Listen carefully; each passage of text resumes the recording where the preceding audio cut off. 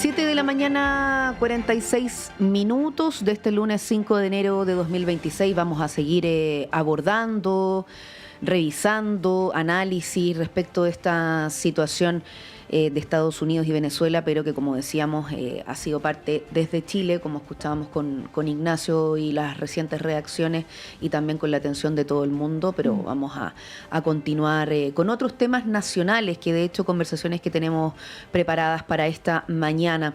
Saludamos al exministro de Salud durante la primera administración de la presidenta Michelle Bachelet, Álvaro Erazo.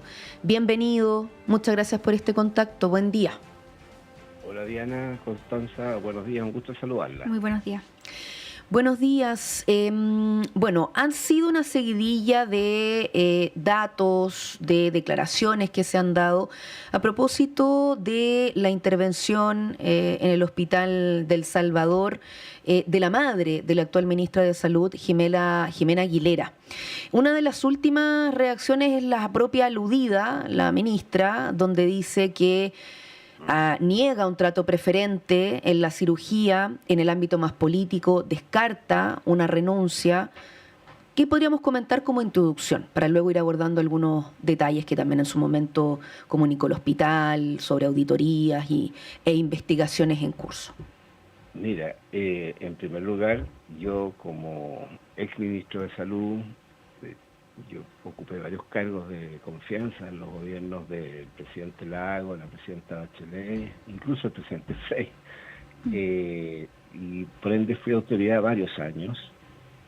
Y quiero solidarizarle en primer lugar por lo que está viviendo la ministra con ella.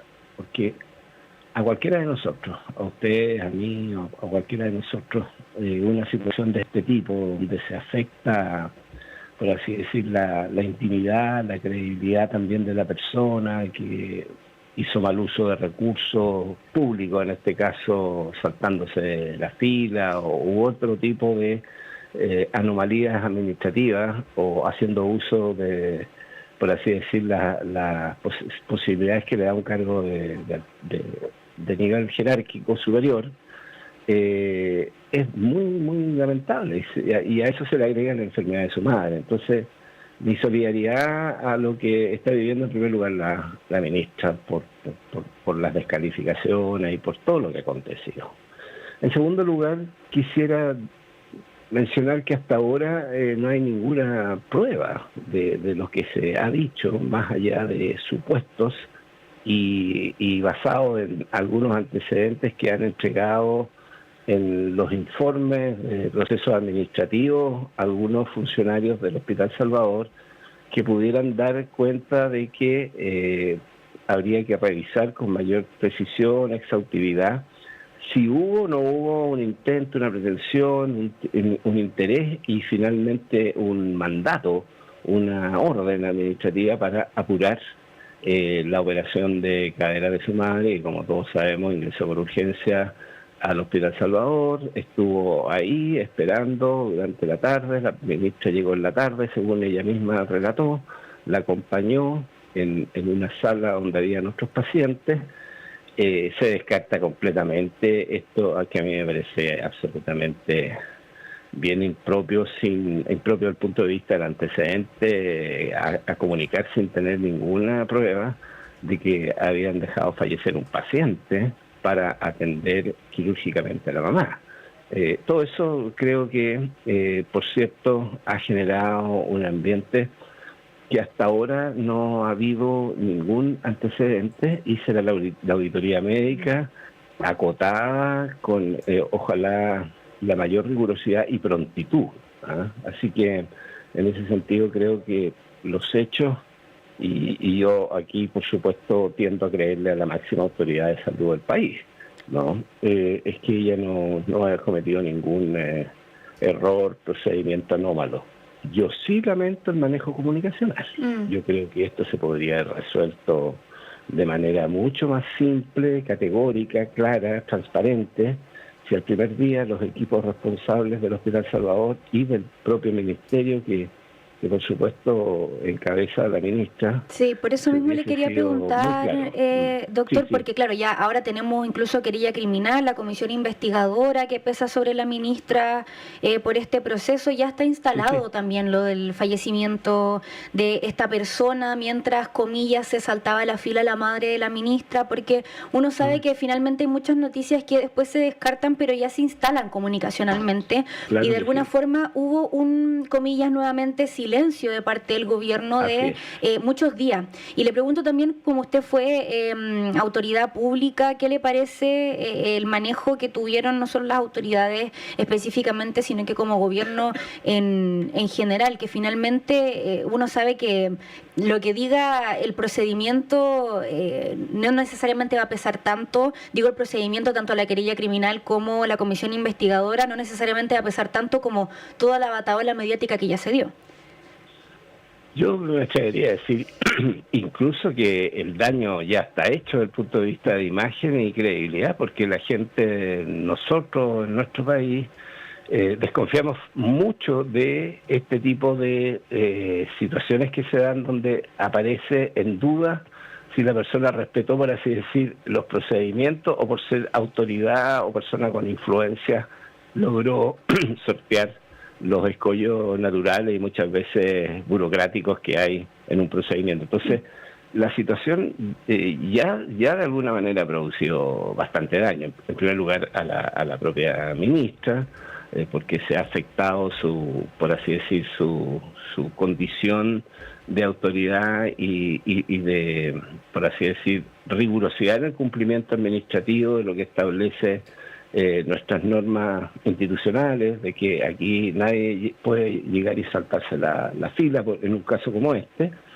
Y por otro lado, lo que yo lamento, y vuelvo a insistirle, es que si esto se hubiera actuado con premura, con anticipación, con rigurosidad, con hablar las personas, por ejemplo, el jefe de servicio clínico, el jefe de urgencia, el director del hospital, mostrando los antecedentes, y en paralelo las autoridades de nivel de subsecretaría e incluso también la propia ministra, haberle pedido, digamos, que saliera, entre comillas, de inmediato o al día siguiente a aclarar la seguidilla de cosas que se estaban diciendo, yo diría que estaríamos en otro escenario. Hoy día el escenario, como usted dice, ya hay demandas de carácter incluso de llevarla ante tribunales, también eventual acusación constitucional, o sea, la batería de acusaciones que están instaladas hoy día en nuestro país por este hecho, que hasta ahora no se ha encontrado ninguna anomalía administrativa, salvo un par de antecedentes que dicen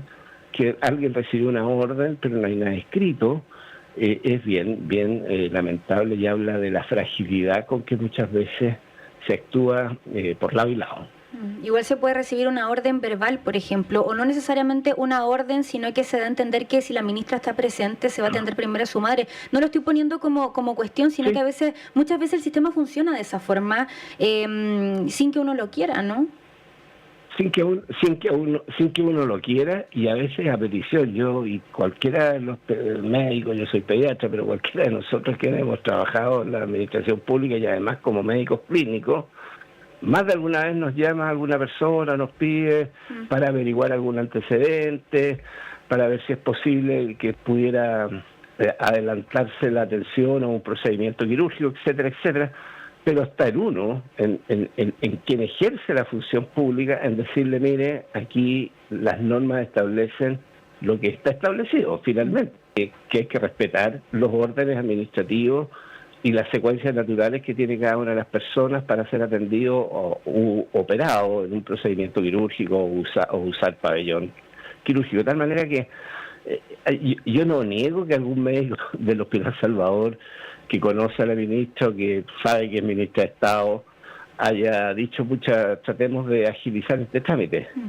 ¿Cuánto eso implicó vulnerar los procedimientos internos, institucionales, administrativos que tiene ese hospital, dejando a una persona atrás de la operación que, entre comillas, si bien es cierto, en urgencia podía esperar unas horas, porque no había un riesgo inminente, pero claramente estaba en la condición de patología grave, ya de acuerdo a los estándares y los criterios clínicos que se tiene en una fractura de cadera de una persona de mayor de 80 años. Entonces, creo que eso, la única posibilidad a esta altura, porque ya la buena fe no sirve aquí, es que se pongan, se coloquen, se actualicen todos los antecedentes, y tampoco se trata de tantos antecedentes, deben haber 10 antecedentes que son claves para aclarar definitivamente esta situación, pero yo sí hago un llamado a atención,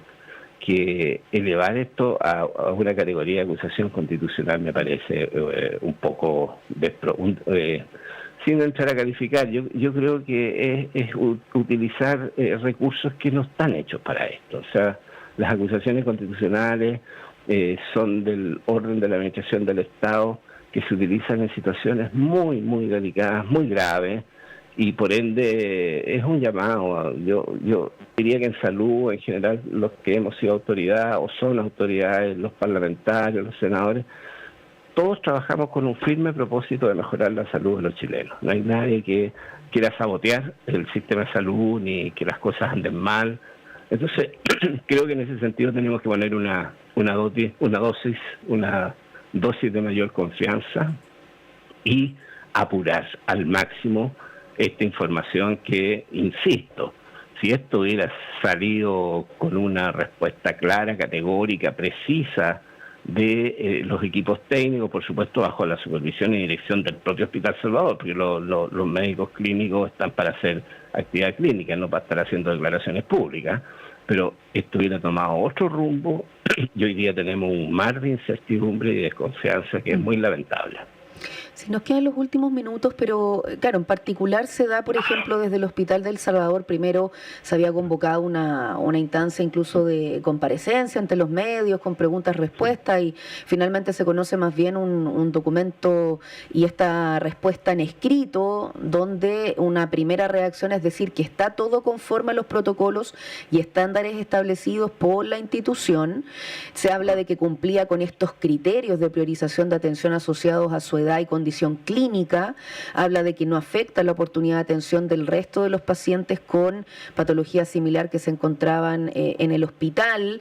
Se habla de responder primero a esta auditoría clínica y a un requerimiento de la propia Contraloría General de la República, pero si podemos andar a cuando hablamos de estos criterios técnicos, a estos protocolos, ante un sistema que en el fondo también despierta una sensibilidad de un sistema público que en muchas ocasiones está saturado, hay unas listas de espera muy amplias de años, entonces entran ahí todos los factores sobre la mesa. Claro, el contexto del peor escenario, en un ambiente de listas de espera que sean, si bien es cierto, reducidos.